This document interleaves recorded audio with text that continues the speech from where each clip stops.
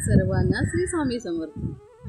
प्रगतीच corner या माझ्या YouTube चॅनलवर तुम्हा सर्वांचं खूप खूप मनापासून स्वागत करते। कसे आहात सर्व? मजेत ना? आणि मजेतच असायला हवं।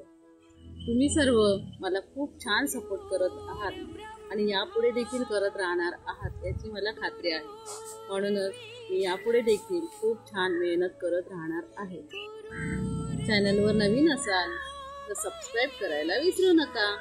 लाईक करा, शेअर करा आणि छान छान कमेंट करत राहा। तर मंडळी, आता आपण निघालोय श्री स्वामी समर्थ मठ हडपीड। तर पहा, अशा प्रकारे मठात जाण्याचा प्रवास आपला सुरू झालेला आहे। दोन्ही साईडने खूप छान अशी हिरवळ, मनाला अतिशय शांतता देणारी, आणि थोड्याच वेळात आपण पोहोचणार आहोत हडपीड श्री स्वामी समर्थ मठात। आणि पहा, खूप छान असं हे प्रवेशद्वार, अतिशय सुंदर।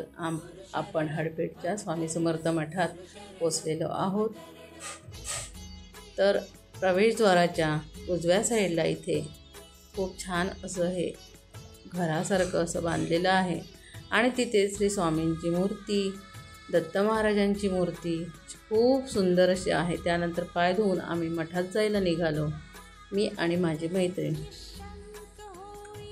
तर पहा, मनात श्री स्वामी समर्थांच्या भक्तीची ओढ। तर मठात आल्यानंतर जाणवते ती शांतता आणि स्वच्छता, खूप छान असं स्वर्गसुख। तसं आपण मनात ठरवलं होतं की असं असेल, तर त्यापेक्षाही खूपच सुंदर मठ आहे। इथे गणपती बाप्पाचं आणि देवीचं दर्शन घेऊन मी पुढे निघाले। तर पहा, खूप छान असा हा दरबार, आणि पुढे आल्यानंतर श्री स्वामींच्या या पादुका, आणि ही स्वामींची खूप सुंदर अशी ही मूर्ती पाहून असं वाटलं की पाहतच राहावं, इथून हलूच नाही। भिवू नकोस, मी तुझ्या पाठीशी आहे।